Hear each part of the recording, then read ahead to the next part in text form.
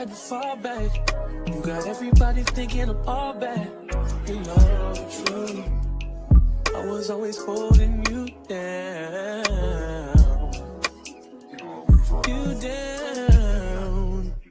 Baby. What is this for this girl? What is love? Love, what is love? You believe in it for two. Yo, what it do, man? This is your boy, Northern Floyd. This is the Kickback Podcast. This is episode 216, man. And when I posted this picture, maybe Monday, I didn't think it was gonna create that much attention as it did, man. But sheesh, it was like over 300 some likes and just people that was constantly complimenting her. So I knew like this show right here, I was like, oh man, I have to step my game up on this one. But I finally got it here, y'all. Who do I have in the Kickback Podcast studio with me today? For the people that might not know. Is that for me? Yeah. Yeah, my name is Sharae Bassett Reed. What's up, man? How are you doing today? I'm good. It's Good Friday. Good Friday. Was it a busy Friday? It was a busy Friday. Yeah, it was a lot of things, a lot of exciting things happening at the city today. So. Is it always busy? On Friday? Mm-hmm. Typically, no. But this Friday was a little special. We had the application for the city manager closing today, so it was some buzzing. Are y'all doing interviews or just people y'all was just looking at the applications? So council posted the application last Friday, and it scheduled to close today at 5.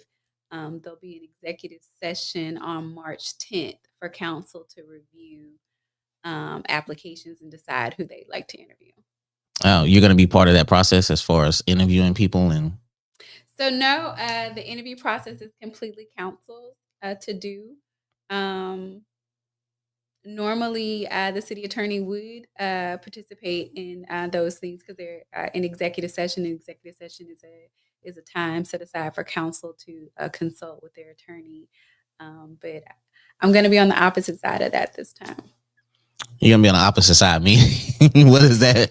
What does it mean? Hey, push the microphone just a little bit closer so we can hear it. What does that mean? Yeah. So I actually submitted an application to apply for city manager this afternoon.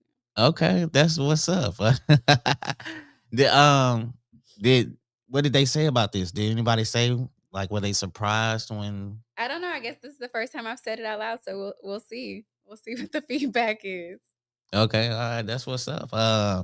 Now, being the first Black woman as far as the city attorney, what sparked this transition, if possible? So, I mean, that's a loaded question. It is. I thought you said we was coming out soft. But okay. Sometimes, So we just gonna get right in. The conversation sometimes just, That's okay. Let's get it. So, I actually straight out of law school, I knew I wanted to come home, and most people know I had my daughter fairly young, so I had an objective. I wanted to have a career that allowed me to be a lawyer, but also to be a mom as well. Mm-hmm. And so I, city government was a good avenue. At the time, the DA's office was on a hiring freeze, so the city attorney's office was hiring. I felt like that would be a good fit. And it's just a natural transition. At the time, my boss, told me he was retiring. I didn't think I was necessarily ready to be city attorney, but he said, "Oh, you'll be fine. You're ready." I hate it when people do like that. They just give you like that, like nonchalant, like you'll be good, like you'll be good. So he told me, he was a good mentor, and so when he said you're ready, I took him at his word for it and threw my name in the hat for that. Okay. You went to Central, right? No. I know you did. I went to Westbrook. I had to throw that in. I know you didn't go to Central. Westbrook. Did you want to go to Central? I didn't. You didn't? Okay. All right. I didn't know. Most of my brothers and sisters and they all went to Central. My mom thought Westbrook would be a better fit for me, I guess. Okay, I ain't mad at you. I had a smart mouth back then, so I think she figured I'd be. Where'd you grow up, in the West End? No, we grew up in the North End. Oh my God! Yeah, shout out to Earl Street. Oh man, you right there for real though. Dang, and you went to Westbrook? I did. Dang, so nobody seen you in the neighborhood. They just, you just went to Well, no, West. all my friends went to Central. So I lived across the street. I don't know if you want me to say this, but I lived across the street from Sharonda Humphreys, and we would every day. Yes, swear every day. Sharana from Earl Street too? Yes. Dang. Every day we would sit outside in our driveway and just like old ladies in our lawn chairs and keep the day and catch up. It was Talk stuff. It's a lot going on. I mean, Oh, y'all seen a yeah. lot on Earl Street. Did we though? That was a good time. Yeah, for sure. Yeah. That's when you had to be outside. You didn't have social media. Every day. Yeah. I'm telling you, every day we would right around, especially like right at dusk, we would just come sit outside in our lawn chairs and catch up. Yeah, man, it was rocking around there. So dang, not surprised. Yeah. Okay, so what, you was chill? I'm a North End girl. Okay, that's for sure. Dang, shout out to the North, man. We produce a lot of good stuff. Yes, a lot of successful people. So anybody that's watching this that's outside of Beaumont that looks, negative towards the North End, we do produce some fine, upstanding citizens. So, so how was you growing up? Like, you was chill. You say you had a mouth on you. That's what my mom would say. My mom would say I had a mouth. I think I was just a regular kid. I was, it was a lot of us. Mm-hmm. I come from a blended family, so it's a lot of us. So I probably was I'm in the middle. So I've probably always been more of a mediator and a peacekeeper. Mm-hmm. Okay. I don't miss any naps, so if it was some shenanigans going on, I was probably taking a nap. Oh man, come on! I was probably taking a nap, but no, I think for the most part, my upbringing was normal. Got along with my brothers and my sisters. Okay. So when did you know that you want to become an attorney? Like that was always the dream when you was chilling on Earl Street? No, honestly, I wanted to make commercials, and that's actually what I went to school for. I went to Lamar, and I have my background is in business administration with an emphasis on management and marketing. I thought I was going to be making commercials. Okay. But once I got into it, I realized that most of those agencies were in big cities and far away. And again, I had my daughter young, and I also just I was extremely, extremely close to my grandmother, so I really wanted to stay home and stay close. And so I've always had good taste, expensive taste. So I knew I wanted to have a career that allowed me to continue to support those habits. No doubt. Yes. And so, I just happened to be in the hallway and saw a sign for an LSAT and shot my shot for that. I think because I was a talker as a kid, most people said that I was going to be a lawyer. So it was just a natural fallback. It just kind of worked out. People kind of spoke it over my life. Okay. Well, big cities so you're not saying Houston, you're saying what, New York or LA as far as? Yeah, so most of the ad agencies, I think there's a few in Dallas, but most of the major ad agencies are in large cities, Chicago, New York, LA, type stuff like that. And, yeah. That's quite a ways away. Not that I don't love those cities, but in terms of, being single with a young kid, yes, not the best choice. Oh yeah, at that particular time, yeah, I definitely understand. And family's important, when you're young. And I remember I was offered a job opportunity by my uncle, and it was pretty far away, and I kind of declined it. Yeah, so even, most people ask, even when I had the opportunity, once Maddie got older, they were like, are you going to move away? But honestly, I really wanted her to have the opportunity to grow up, with her grandparents, my parents, and at the time, she had great grandparents that were still here, and not a lot of people have that. I mean, it's a blessing. So Yeah, and she's in the military. Maddie is in the military. Yes. How was it when you was when she said, "I want to be in the military"? No one could have told me that bougie baby was gonna grow up to want to ruck and shoot guns and missiles. That was not. And if I told you I was a supportive parent out the gate, I'd be lying. Yeah, for sure. I'm incredibly proud of her, and I'm glad that she, followed her heart and she believed God called her to do, and I'm obviously supportive of that now.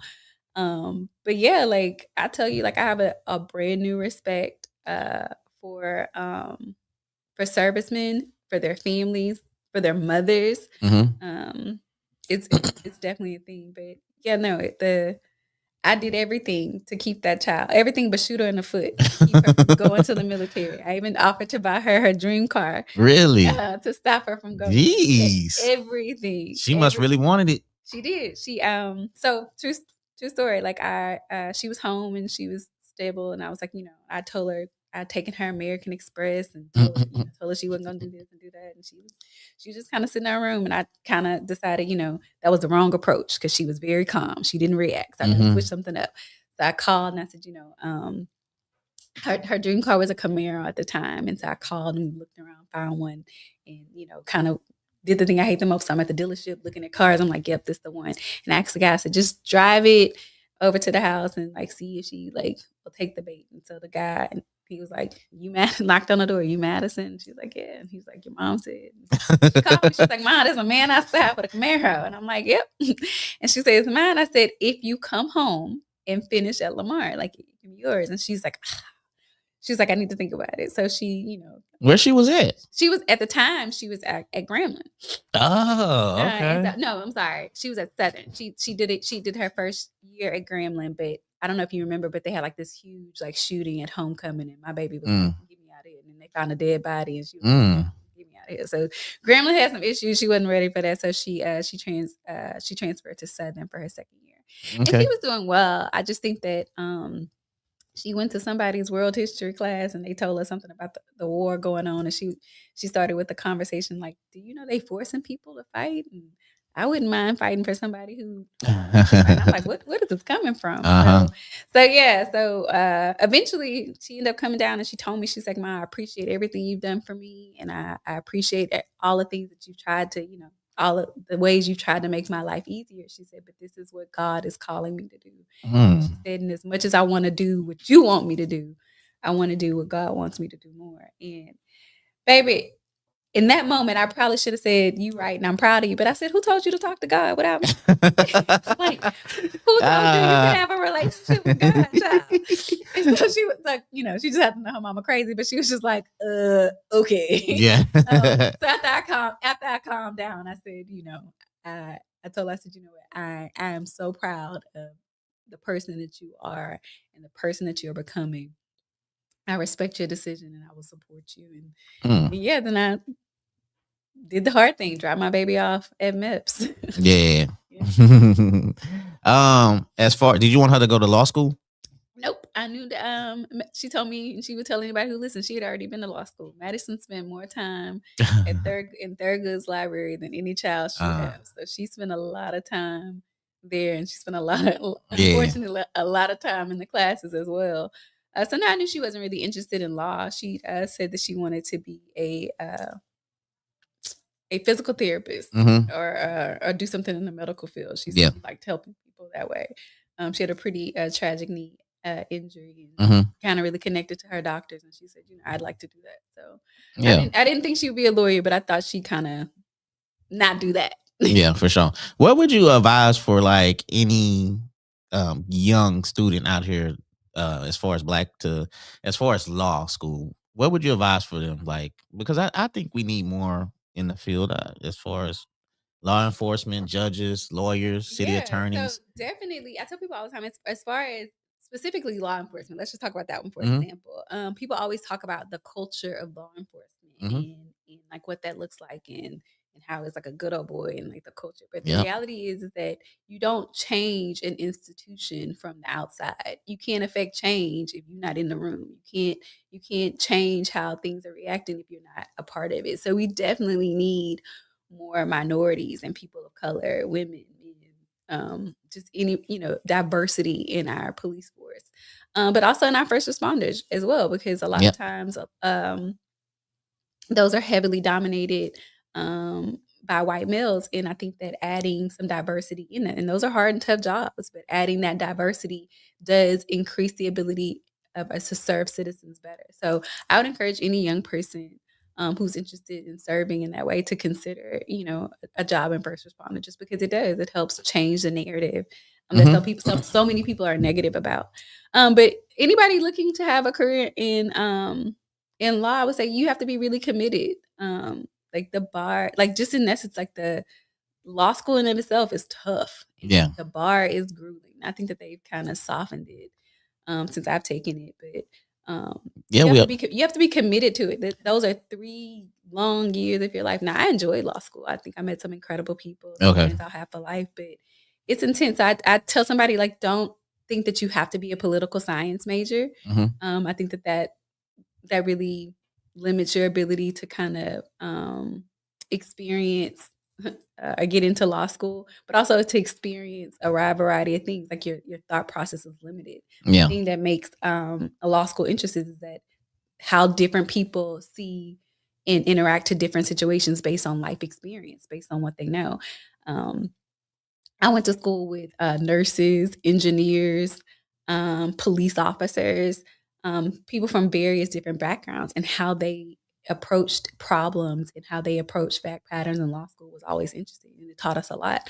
I don't know that anybody in my section that I went to school with had a political science degree. Yeah. Most of them, were math majors, history majors, art majors, business majors. So it was just, divert. I would tell somebody, if you're entering college right now, pick something that you're interested in, that you'll excel in, and then start, setting your eyes on the next step, which would be law school.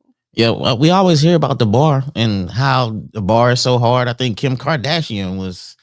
I do not watch that show, but I seen where she was studying for the bar.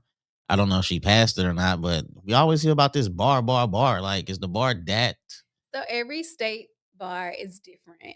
At the time I took the Texas bar, it was 2.5 days Jeez. long. So the first day was a half day, and it was basically just essays and writing. You had to do short answers, and then you had to address a writing prompt.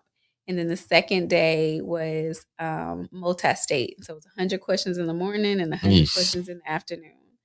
And then the third day was essay. And so it was 6 essays in the morning and 6 essays in the afternoon. Like, it is mentally grueling. You got to write 6 essays. You have to write 6 essays in the morning and then write 6 essays in the afternoon. So you're writing 12 essays in a day. Yeah. So I would tell you that they kind of alleviated, but yeah, the bar was intense. Okay. And the pass rate, like Texas have a pretty solid pass rates, but some bars like California, they only admit the top so many. Like in Texas, as long as you can make at the time I took it, it was like you had to make a 675. And, basically that's a 67 because it's out of 1,000. So I told my mom, I was like, all I have to do is fail a test in order to pass. And I was like, I've never failed anything in my life. But if all I have to do is fail a test to pass, if I can't do that, then it's not meant for me to do this. And I know people who are taking it multiple times. Yeah. I'm like, I'm taking it one time. I will never put myself through this again. Damn, that's... Yeah, it's like I'm one and done. So if I didn't pass the bar, I don't know. Maybe I'd be... I don't know. Back what I'd be doing. Back to trying to make commercials or something like that. Maybe I'd be a famous commercial, documentarian or something. Okay. Now, as far as the city attorney, what is a city attorney? Like, what do y'all do? So, you know what? It's funny, and I could try to explain it, but I don't know that I've ever done a really good job of breaking it down, because I've been, doing this job for a while now, and my parents still tell people I'm a DA. But basically, if you think about the city as a corporation, the city manager would be your CEO, and your city attorney would be the general counsel for that organization. So the city attorney is basically the general counsel for the city.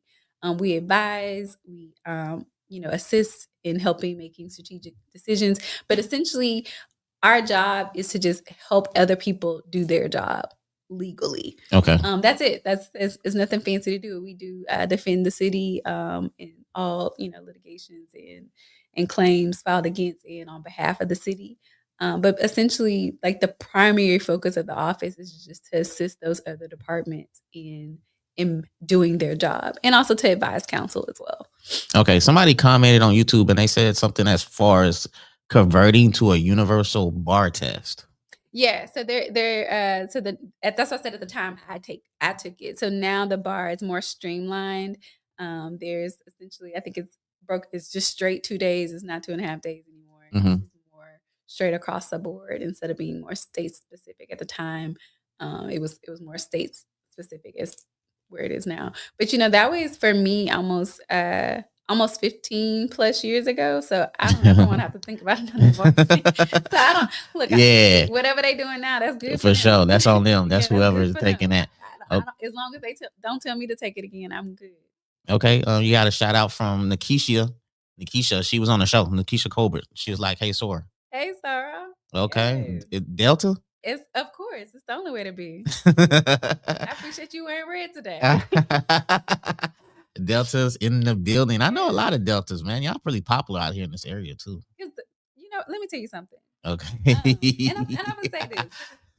You get two Deltas together and you can change the entire atmosphere. You get a handful of Deltas together and you can improve it. The Deltas in this area are educators. They are active in the community. They've done a lot to help improve the structure of our community. Shout out to AKs as well because they are also, maintaining their parts as well.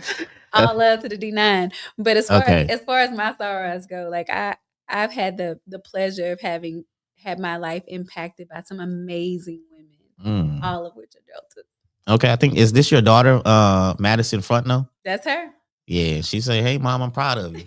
Of course. See, man, we always, that's the best compliment in the world for you. Yeah, I think I might hit my mom after the show and just say, "Mom, I'm proud of you." Even though you used to tie me up, and I used to get in trouble for my brothers and sisters because I used to take the blame.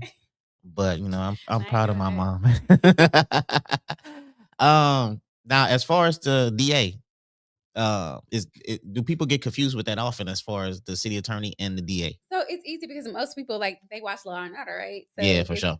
That's where they connect. There's really not any shows about municipal government or a connection to that. So it's just easy to kind of lean on what you know, and most people know what a DA does because they've been watching Jack McCoy and Law and Order for so long that they be like, "Oh, that's what you do," and I'm like, "Not quite." So, so the DA in our area is an elected official. His name is Keith Giblin. Great guy. He used to be a magistrate. I still call him Judge Giblin, but he's our DA. And so that is an elected appointment that you vote for. And your city attorney is an appointed position by your council. And again, county and separate are two different things. So the DA's job is largely to prosecute criminal cases. There's a civil division in his office, but largely is to prosecute criminal cases. And my job is largely to advise counsel. So my office does oversee municipal court, which is the traffic ticket, but that's a very small function of the office. Okay. All right. So like seatbelt tickets and stuff like that. Okay. Yeah. Jeez, man. I'm back in the days I used to stay just getting seatbelt tickets and just going up the like it was just regular, and I'm just so thankful that those times have changed. Thank God for growth. Yes. Thank God for growth. Terry Roy saying the smartest lady in the city. I appreciate that, Mr. Roy. That means a lot coming from you. Mr. Roy don't hold no punches. So no, he don't. I forgot you know all these people. That means a lot. Well, Mr. Roy is actually serving on our bond committee right now, but I've known him for a while in the community. So he was on the bond committee? He's serving on the bond facilitation committee.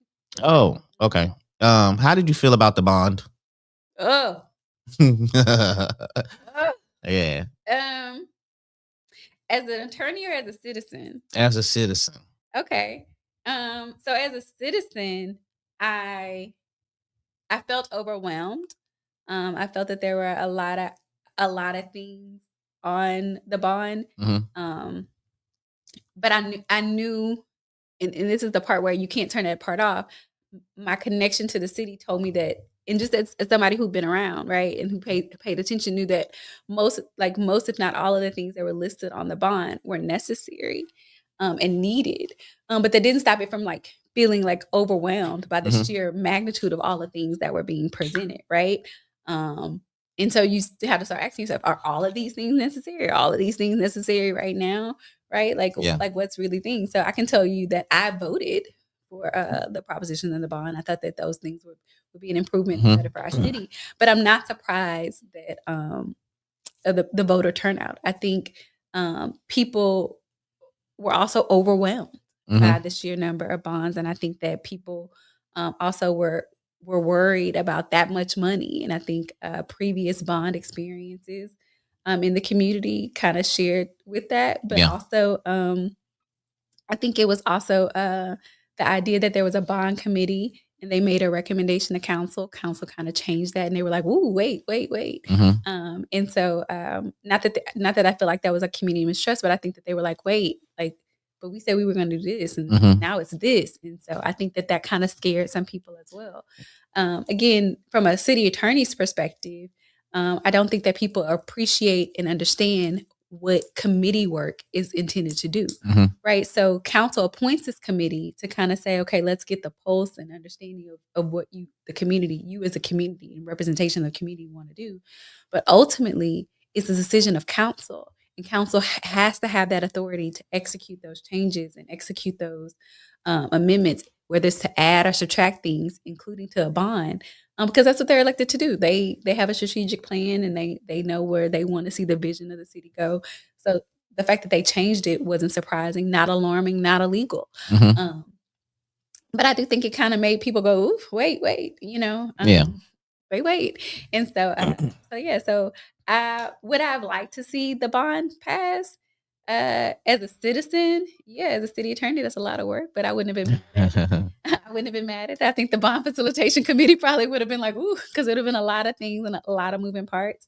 I think for the fact that we had that one proposition passed for the first time in 43 years, it's a good start, right? This is going to be a learning curve for a lot of staff. Most of us weren't there 43 years ago. I was barely out the womb, right? Yeah, me too. Right. So like not even fully here. And for me, I think that this is going to be a learning curve, and it'll help. And I also think that it'll allow some community trust to be built. And I can honestly say that if the city is going to continue to grow and thrive, this won't be the last bond. We'll need to continue to do bonds. The average city does about a bond every 5 to 8 years, like that. It just depends on the temperature of the community. I think that the average, though, in my research says there's about every 5 years. That seems to be the sweet spots for bonds. So if the city is going to continue to be to thrive and to grow, we're going to have to get comfortable with that. And so this experiment, right, is going to be the baseline for how the potential next bond will go, right? We can't go 43 years with another bond. 43 years is a long time. It's crazy, right? Yes. But also maybe the temperature is like, you know what? We see this is going well. Maybe we can hit 1 in 3, maybe 5, maybe 8. But somewhere in there, the community is going to have to say, yeah, we like the way it's going. Or they'll say, you know what? We would prefer you do it this way. And maybe that's kind of the thing. But I think that this is going to be a good experience to move the city forward. Yeah, I voted for everything except for, I think they wanted to extend the little road that goes from Park Place. Yes. To go to 105. I was like, 105 kind of crazy right now with the traffic and you adding that. So, but like I said, man, hopefully in the next 3 to 5 years, we add something on there. Somebody was talking about a water park. The city's been talking about a water park for a very long time. I know. And, I think there's one in Baytown. Yeah. There's one like Louisiana. Is that like Charles? Yes. Sulphur or something, I think. Yeah, Sulphur. Somewhere that way. And I think that's a good investment. So as a mom, as an auntie looking for things to do with the babies. Yeah, okay. As your city attorney gives me pause. Obviously, I would prefer the city not operate a water park. I prefer that be a private entity that we just help. Yeah, for sure. But yeah, there's some things they're gonna have to check, and I would prefer that it be with private dollars and not taxpayer dollars. Like there was a big talk about a hotel in the city. It was a big talk. I would love for a hotel to just come in and just kind of want to invest, but it's gonna take. I know that it's gonna take some type of municipal incentive, so some type of movement or assistance or support from the government in order for these agencies to come in and make these large investments. Who talks to the agencies? The city manager? It's a combination. So sometimes those approaches come through council. Sometimes we have an economic development manager now. Those conversations can happen with them. It can happen through our planning director. It depends. Like, those conversations and connections happen. If you reach out, like, I'd like to be here. Yeah. But the city is competing. Like, the city doesn't have an EDC, so we don't have free dollars that are coming out of a private account. So we have to be smart in how we recruit and kind of solicit businesses, right? You wanna said kinda make it interesting for them to come. you said an economic developer. Economic development manager. Oh, And okay. so we have that now. So that position was originally held by Christina Loki. And she resigned from the city, and Oh now yeah, she did. the interim is Miles Haynes. So Oh, it's Miles. Miles was appointed as interim for that position. Oh, okay. All right. Okay. Because that was gonna be my question. Like, with that position, they have to live in the city. So the only people who are required to live in the city is the city attorney, the city manager, and Okay. the city magistrate, and the police and fire chief. Those are the Ah. only people who are required to live in the city. Okay. What decisions come across your desk daily or weekly? Like, what kind of decisions you usually get? Like, because you said you get phone calls like at 4 or something in the morning. Well, no, I don't. I say I'm usually Oh. up by that time. My phone starts ringing at 7. It just depends on what's going on, right? Like we can have some police issues, and they're just kind of updating me, letting me know what's going on in a situation. We could have most of my stuff is dealing with contracts or how we're gonna address like contractual issues, whether it's entering into new contracts, addressing breaches of contracts. How to deal with a particular vendor wanting to change contract language. But that's probably the most steady. But we also just have some general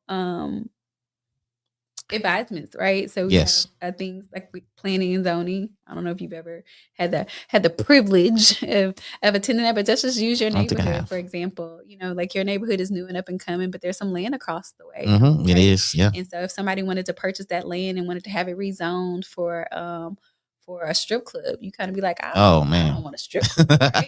And so, and I'm just using that to kind of be like wild, but there could be like, you could say like, I don't want an apartment complex next door. I don't want a liquor store across the street. I don't want an adult only bookstore, like all of these things. So like all of those kind of things are kind of important, like when we're talking about like city planning and city zoning. So most of the time it's just kind of dealing with those type of issues. Like, hey, we got this situation. Like, we need to present it to planning.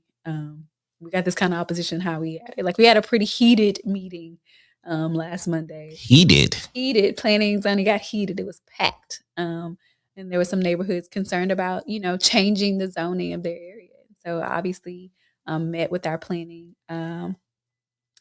director and kind of said like the best way to handle that meeting, because it was going to be a lot of people there, right? And so typically at every council meeting there's police presence, and I was like, I don't. So it's talking about like safety. Do we think it's going to be a necessity for that? And I was like, no. So just kind of advising on just regular issues. I was like, I think it'll be fine. This is how we'll do it. We'll allow these people speak, and it'll kind of go. And so just normal. Like, it's not really like, I don't want to downplay it, but it's not like rocket science stuff on a regular basis. Sometimes it's just real simple. Yeah. It's the best course of action for this not so complicated issue. When does these meetings? When are they held? These zoning meetings. So planning meetings are held on Mondays. We have Board of Adjustments on Thursday. And anybody could go there. Anybody can go. All of our meetings are public. All of our meetings are online. I encourage anybody, like, even if it's not something that that's intimately connected to where you live. If you want to learn more about city government, watch, or if you just got some extra time, watch our planning and meetings. Oh, it's online. It's online. Everything is public. Oh, okay. Online. All right. Okay. Is this a recent thing that y'all started putting stuff online now? No. No, we've kind of always had all of our stuff was streamed. I think our website is more friendly, more user friendly, where you can find more stuff. But we've always archived our meetings. We've always recorded those. Okay. Do you have time as far as like family, and is it easy to balance? It's becoming easier. Okay. Like, my daughter's older, so I'm not really juggling like mom life and work life. She's older and she's kind of like on her own. She's active duty now, but she's actually transitioning to National Guard, so she'll be coming home because she's going to be closer to Houston. That's where she's going to work out of. So I'm excited about that. But even still, like, she's 23, so she doesn't really need me to kind of wash her clothes and cook her meals. Yeah, so that's different. And then my parents, thank God, are in good health. So I don't really have to kind of manage all of that. So yeah, it's easy. Like once I clock out for the day, I tell people all the time I'm always on call, but once I mentally like done, I can just be done. So You can just chill out. yeah, I have to be. I think at any age, any adult age, you have to be intentional about making connections and making time for your friends. Yeah. And so yeah, I'm good to do that. And my friends make sure that they know I haven't seen you, you haven't talked to me. Like, what's up? Let's do this. And I have a very good relationship with my dad. I seen you post pictures of your dad. Yeah, and all that. me and my dad are rock solid. That's my guy. So he'll also let me know that we haven't had a daddy daughter date in a while. So I'm grateful for the people in my life that keep me grounded. So yeah, That's what's up. balance is becoming easier because of those folks. So shout out to the friends and family who keep me honest. Another thing that I seen that you're very tough on as far as voting. Yeah. Yeah. Yeah. Did you vote already? I did. You're not one of those people that wait till No, they stand in line and. No, actually, I voted. I didn't post a sticker, but trust me, I got photo proof. Yeah. That I voted. I actually, I did. I voted. I think what I'll say to that is that, and why it's such a big deal for me is that again, I was very, very close to my grandmother, who was around and lived through Ruby Bridges integrating the schools, right? Like she was around when all of these horrible things were happening because people were attempting to vote. I'm gonna, say this: Harvey or rest her soul, and God bless her. With the MLK support group, had the opportunity to kind of spend some time at her feet, talking about the importance of the things that people like Martin Luther King and all these other leaders worked so hard for, and contributed to. And so, to me, it is a slap in their face when you don't vote. Yep. When you have an excuse and you say, "Oh, it was cold," "Oh, it was hot," or "the line was too long," or whatever it is, we have stood in line for less. We have gathered in community for less. It blows my mind that people fought, bled, and died for you to have the opportunity to walk up, show your driver's license, and vote without anything, and you don't do it. I tell people all the time, there's never a line at the county courthouse. You can walk straight in and walk straight out to vote. Yeah. It's the best place to go vote. Like you don't have to stack up at Rogers Park and at John's Libraries. There are several voting locations in the county, and the fact that you can vote anywhere, you no longer have to vote at your precinct. You can vote anywhere. Like they're making it easier for you to vote, and people have excuses. It really gets to me. And like I said, like maybe that's a product of the fact that I was so close to my grandmother, but also just to know that there were people who did that for us. The least you could do is go in and check a box. Yeah, I remember when my mom, she took me to go vote years back. I think we was voting at Bowie Middle School at the time. I forgot who it was at the time, but it was a good experience. And ever since then, I always like the fact that voting is easy. It's an easy process. You just go in there, you pick who you want, and then you walk out. It doesn't take a long time. Making it easy for you, baby. It's a touch screen, just like your phone. Yeah, it's not that hard. Yeah. Like I'm not really a fan of the paper ballot now. All the extra steps you have to go through, but even then, like it's not that hard. Like I tell all people all the time, like it is worth it. But more importantly, if you're not gonna vote, don't talk to me. Don't complain about nothing, not anything. Local politics impact your life almost immediately. Yes. Council can pass an ordinance today to be effective today that could impact your life today. They do laws in the state of Texas. Most time it take a while for those things to go into effect, but council could literally impact an ordinance right now today that could be impactful to your life. So it's important that you vote for those people locally because local elections matter. National elections and state elections, all those things are important. So go vote because this is a state election. Definitely go vote. There's some propositions you need to consider. Go vote, read them, take the time to do it. But it's important for you to also vote in your local elections. Those people impact your city. Those people impact your county. There's a county election right now. Yep. Go vote. Yeah.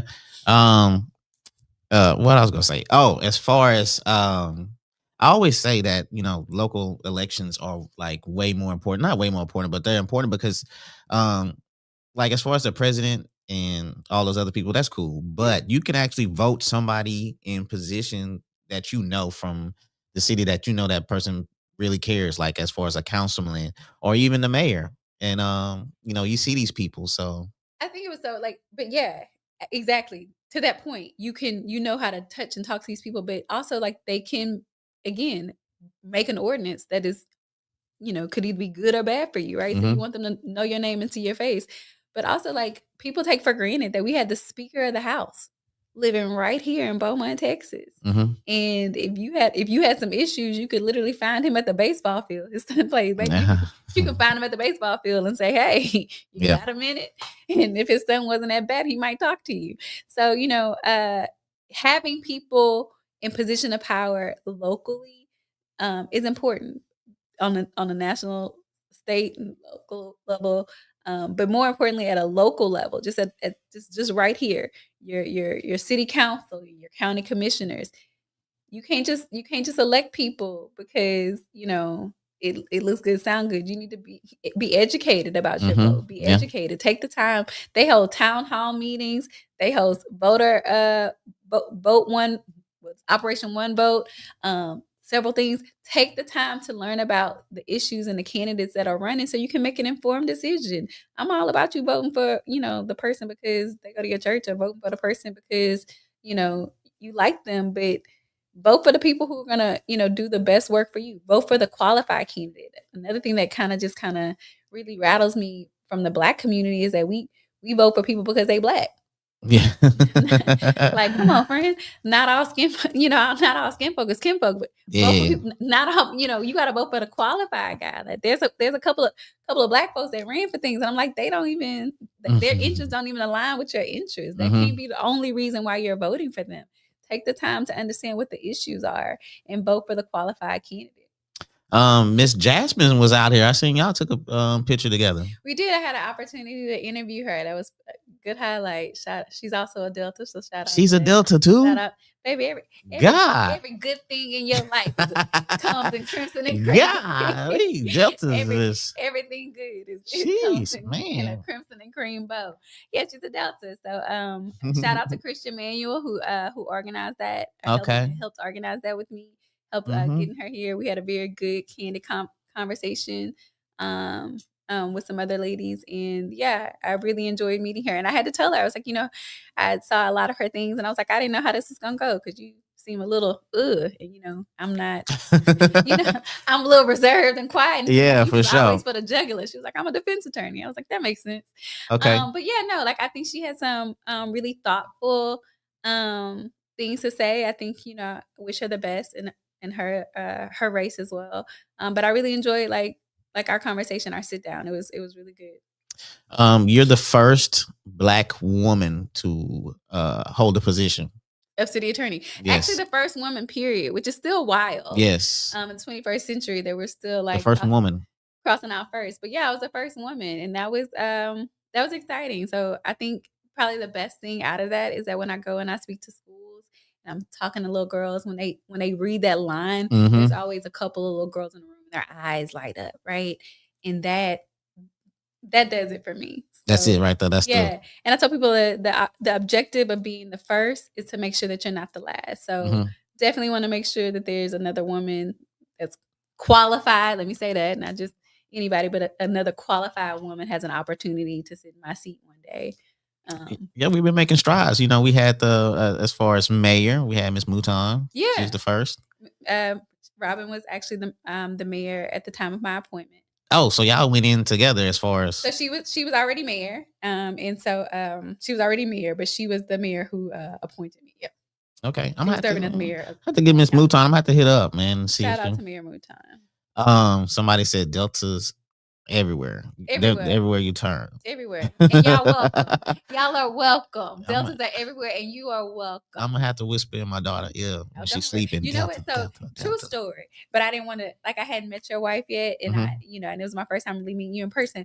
But I was started to bring your daughter a future Delta shirt. But I said, let me talk to her mama first. No, man. Let me look her mama in the eye before I show up with presents for her baby. But no, her aunt to her I don't know what her aunt, her mom, my wife's cousin, which I don't know what you want to call related to my daughter. I guess cousin and great cousin. Your wife, so be your daughter's second cousin, your wife's cousin, first cousin be your daughter's Yeah, second cousin. yeah. And so she's a Delta. So, like It's so it's in the lineage. Never mind. I'll make sure the shirt's in the middle. She like a adult small. Say less. Got it. She can grow into it. Yeah. Expect it. Because I don't think she's what's that? AK? What is those with the pink and green? If you don't know, I don't know. Okay. But they seem kidding. Yes, AKAs are the they seem like they a little bougie. You know, like here it is. It's all D9 love.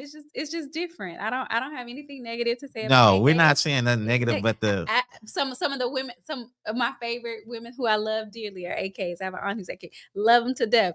It's just something about a Delta girl. Okay. To be a Delta girl. It'll change the world. Oh, okay, my bad. My wife's aunt. Okay, not cousin. Yeah, so. come through, wife. Okay, I still don't know what that means. Aunt, cousin, I don't know, whatever. But if that's your wife's aunt, then that would be your daughter's great aunt. Great aunt, yes, for sure. I see. That's why I'm glad I have you on here to rectify, to clear that up for me. So great aunt is a Delta, and I know a lot of Deltas too. Like, jeez, man, I'm telling you. Do you feel any responsibility to inspire Black professionals out here, since you, with the title you have, like you're going to schools and you're talking to the kids, and like I say, seeing the kids, the eyes light up, do you have a responsibility with the role that you have to? Absolutely. I think anybody who has a platform has a responsibility. You have a responsibility. We all have a responsibility to make sure that our youth are prepared, and that they see successful people. Our girls need to see successful women. Our boys need to see successful men, across the board. So to be a woman, again, like the schools I'm going into is girls of every shade, every race, and ethnicity, and they're excited to see a woman attorney, right? Mhm. They're excited to do that, and to know that, and that makes me excited. And so I think that pouring back into our children is a responsibility of everybody. Everybody has a gift that God has given them, and that creates a platform for them. And I believe that they need to share that with our children. If you are good at building things, Mhm.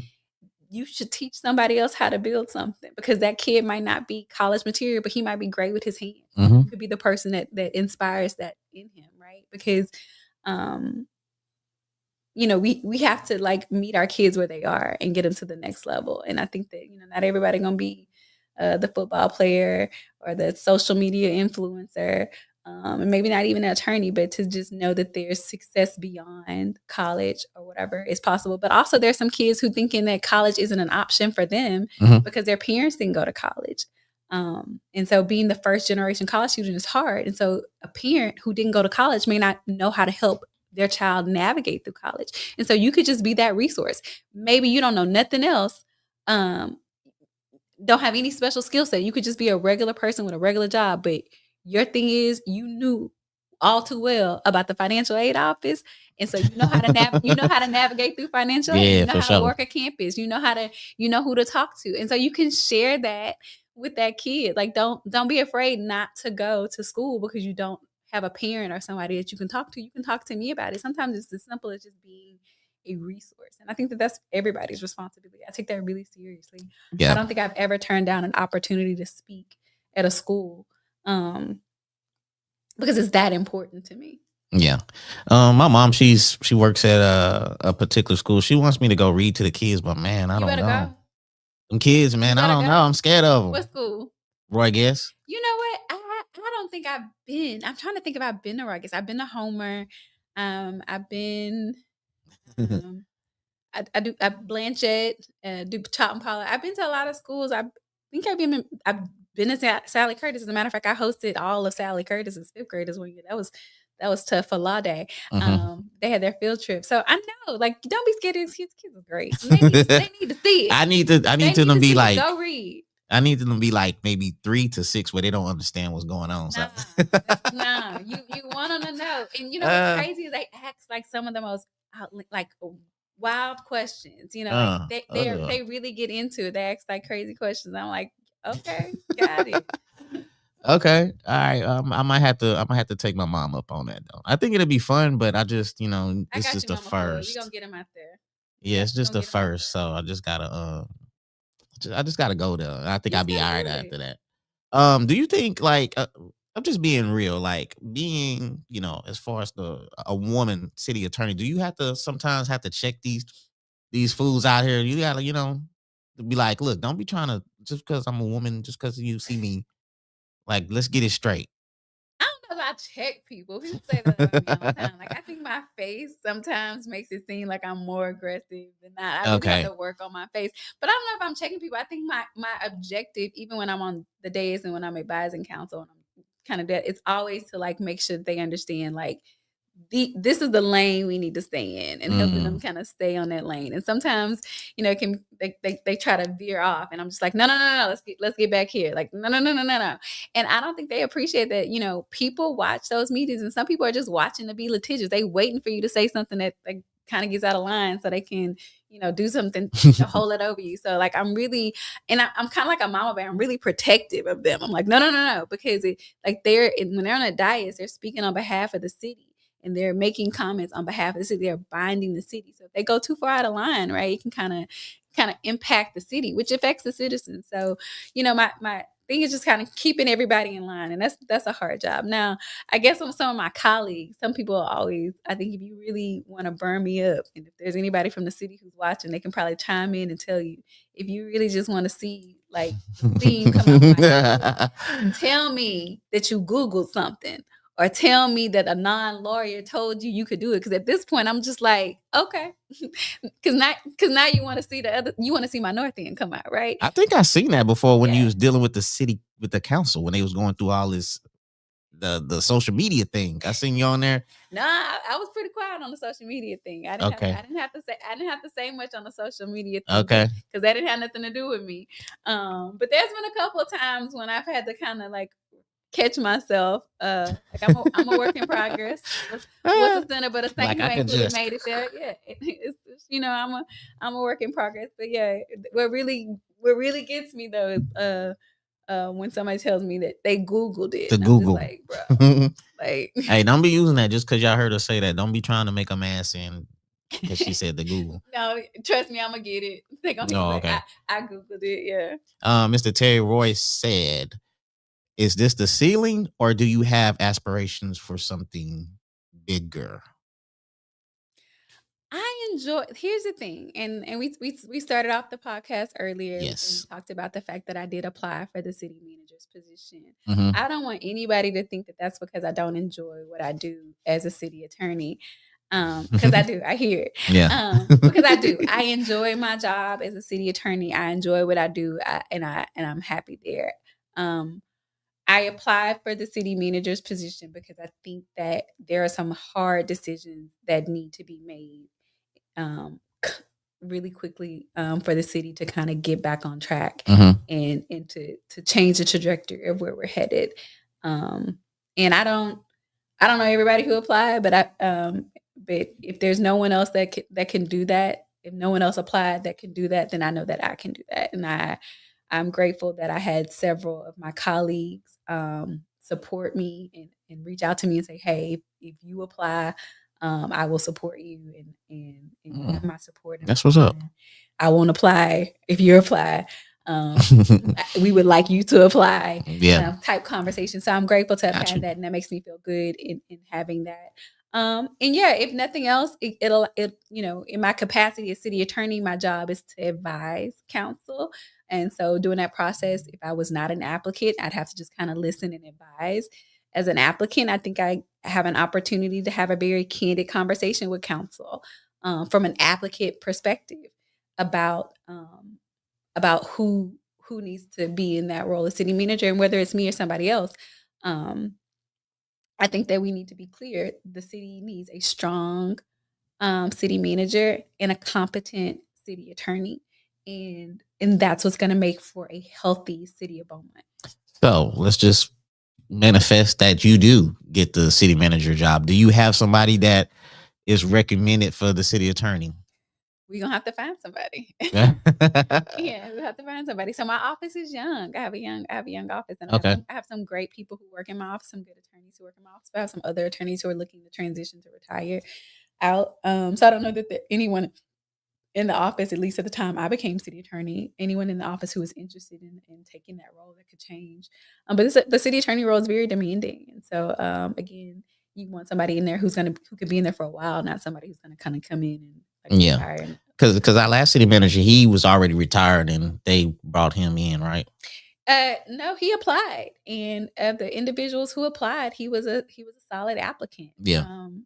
But I think Mr. Williams came and he did good things in the city, and now he's just kind of, like I said, he talked to his family about it. Don't know the personal conversations that he had with his wife and his kids, but I know that this is in his conversations with staff. He said that this wasn't a decision that came lightly, but it just kind of reached a time, and he's a man of a certain age, and I think he's earned his right to kind of kick his feet up and sit on the back porch and enjoy the fruits of his labor. So I don't fault him for that.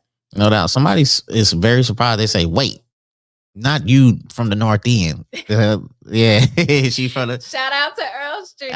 Earl Street in the building. Yes, Man, for sure. Yes, Earl Street. Earl Street Chronicles, man. We had a time. We had a time. A time was had. As far as I got a few more questions before we get up out of here, but as far as like I seen you had it was like the ladies in red.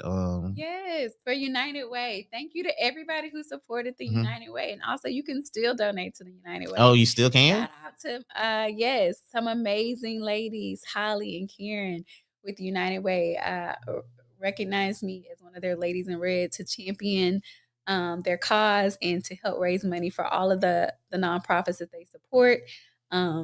Definitely a beautiful organization. I was happy to raise awareness for all the things that they do.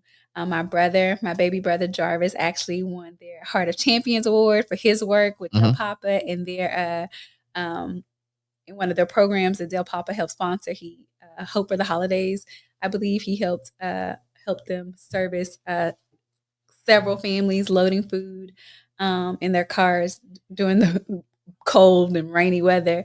But that's just who he is, and I'm very proud of him. But yeah, that was a beautiful event, a great experience. Got to meet and network with some beautiful women with big hearts, and definitely had the opportunity to raise awareness for United Way. So again, you don't have to donate to my campaign, but you can donate directly to the United Way. It's on, if you're looking for them on social media, it's United Way of Southeast Texas, I believe, or Jefferson County, Southeast Texas, something like that. It's tagged on my page, but I'll go page. You can find them. But United Way is an amazing organization, and I encourage anybody, if you are looking for a place to dump some extra funds, to consider them. For sure. Somebody from the South hating. They say you went to middle school in the South Side. I did. I went to Odom Academy. She's still from the North. Okay, she went to. I went to Homer Drive Elementary. I went to Odom Academy, and I went to Westbrook. I am from good stock. I represent the city all the way. Okay, all right, yeah. I'm officially the 409. Okay, yes. All right, for sure. I guess he couldn't handle us mentioning the North End a lot, so he had to throw that in there. Yes, I did go to Odom. Shout out to it. Okay. Before we get out of here, this is one of my last questions. As far as the crime in the city, it's been a heavy issue. I think the mayor said something about coming together for unity or something. The mayor has started his violent crime coalition. They're going to talk about some things. But let me say this, and you asked me a question earlier about about pouring into, or like kind of giving back to our youth, the responsibility that we have. Our crime stats, most of our crimes, like the large majority, are committed by juveniles. It's committed by people who are under the age of 25. And that's alarming, right? There's some other things, burglary, habitation from older people, but I'm talking about, breaking into the cars, the robberies and the shootings. Most of these are young kids. most of these are babies Yeah. in our community. And I'm not going to get on the soapbox about how we do more, but honestly, we need to do more. We need to be more involved in our kids. We need to create other avenues. When we were growing up, there was so much stuff for us to do, so many things for us to be involved in, so many activities. And I just don't think that they exist anymore for our kids. Like, we didn't have time to be bad because we were at baseball practice on the field in the North End. And so I was playing baseball in the West End for Little League, pony leagues. We had summer track. We had all these things, and we had teachers and principals who was on us for cutting up, and we had people who made sure we went to school, resource officers.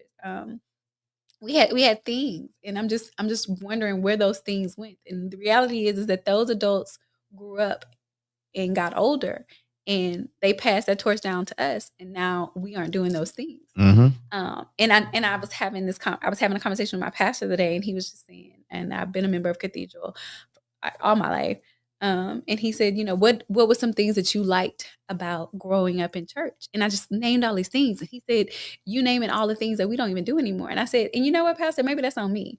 Maybe, because your wife was our leader, and she was leading these discussions, and she really can't connect to young people anymore because her kids are grown. Maybe it's my responsibility, or somebody my age responsibility, to now be in those seats and handling those programs. So I'm guilty of it too. Like, we need to pick up the torches for people who are saying, I'm tired and I'm done. We need to pick it up so that our kids continue to have the role models and the experiences that we had.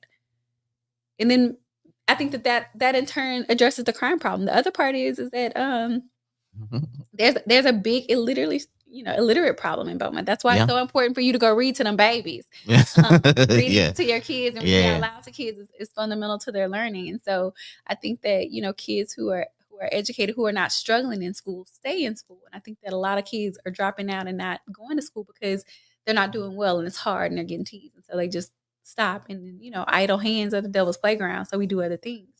So there's a multitude of things. I don't think that there's just one thing that impacts the crime in our area. I think there's a multitude of things, but I think that there's something that every one of us can do to kind of reduce that just a little. Like, the only way to eat an elephant is one bite at a time. The only way to chip away at an iceberg is one thing at a time. But the reality is that if we're all eating the elephant, it goes down a lot easier, right? We can eat it faster. If we're all chipping away, we can get to it faster. So I think it needs to be a community group project effort, and not the group project where somebody do the work and we just all put our names on the paper.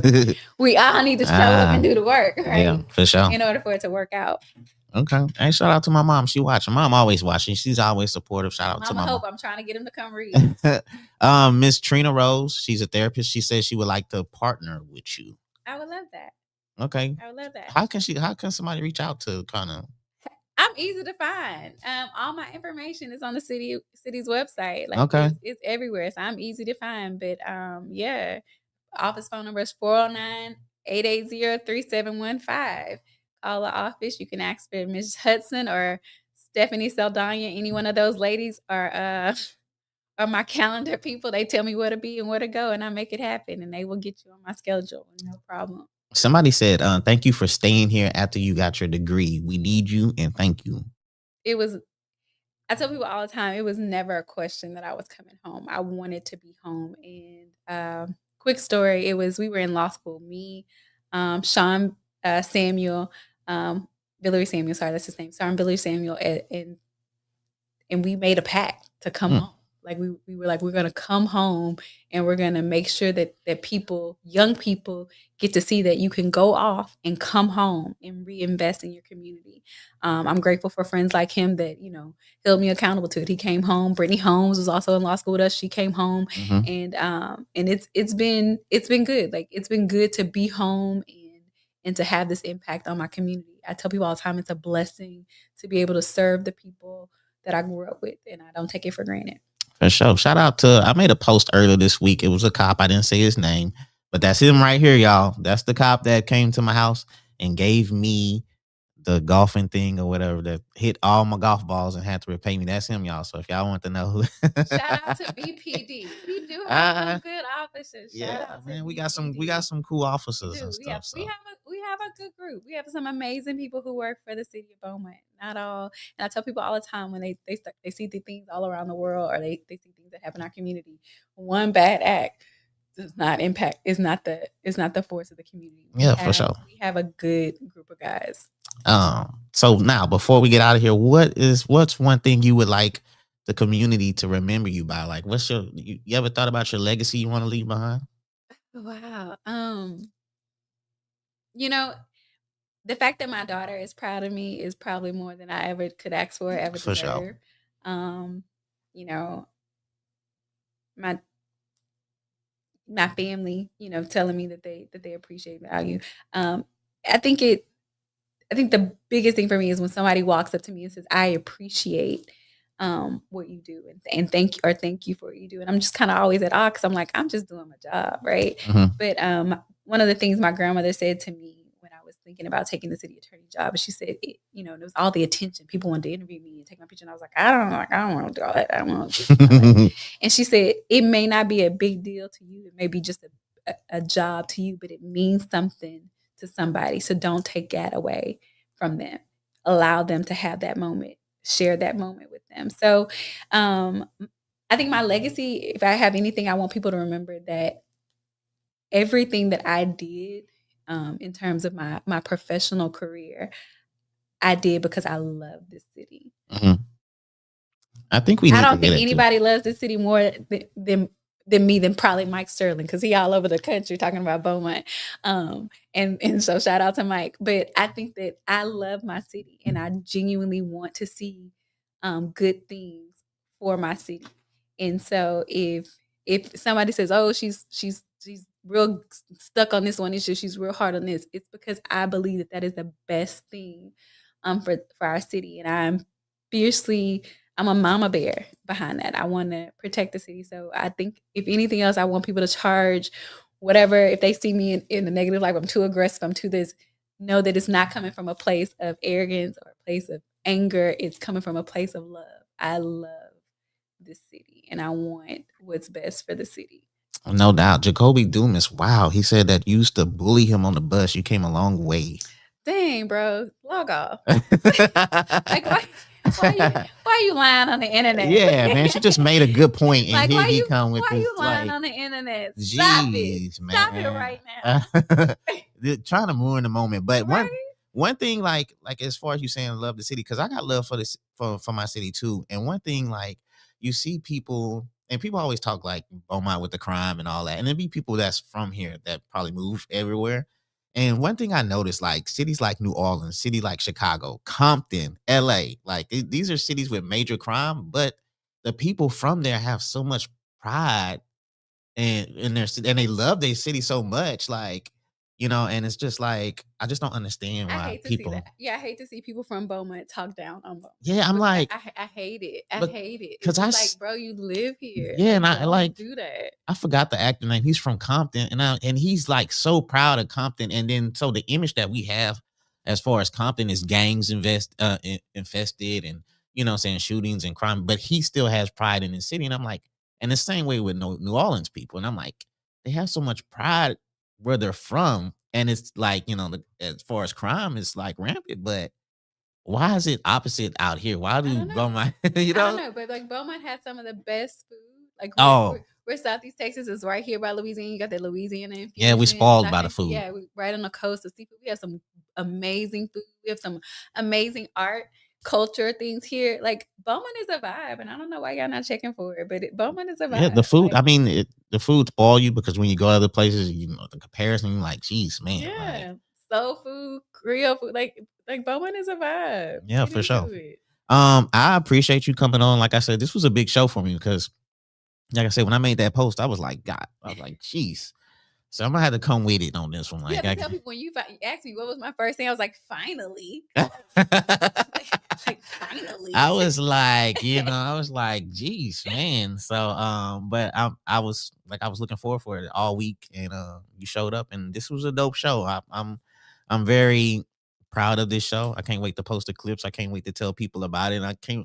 I'm excited to have you sitting in the seat right there. So it was a pleasure. Real talk. I enjoyed it. Thank you. So if anybody asks or whatever, just tell them it's not, what I'm saying, just coming on, it's not a big deal. Cause I know some people be like, oh man, I don't know. It's like, Don't be scared, y'all. He all right. yeah, it's all right. And I had you some water, You but had, you already brought. You had the water. You brought. You had the water.